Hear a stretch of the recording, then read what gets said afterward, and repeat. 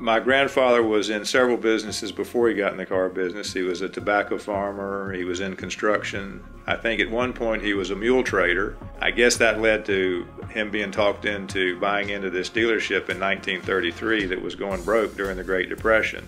So he got the dealership back on its feet and started to make a viable business out of it.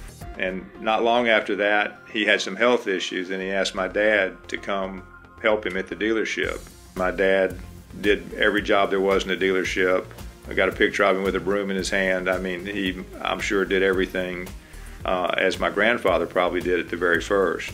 And then World War II came and there was a shortage of everything. There were no new cars to sell, there were no parts. At one point we were down to 12 employees, including my dad.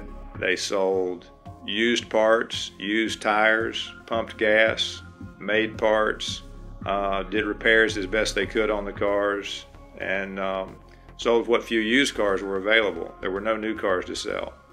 You know, there's been lots of ups and downs over the years, but one constant has been just trying to treat customers with respect, treat our employees the same way, create a great environment for customers to come in and feel comfortable. Fred was always interested in being in the business. He just, from a young age, wanted to be in the car business. He was around it, and I think he loved it from the start. I wasn't so sure what I wanted to do, and I had the opportunity to work at another dealership for a year in Chicago, and that was a great experience for me, and I decided then that that is what I wanted to do. We have the fourth generation in the business now, which we're very proud of that.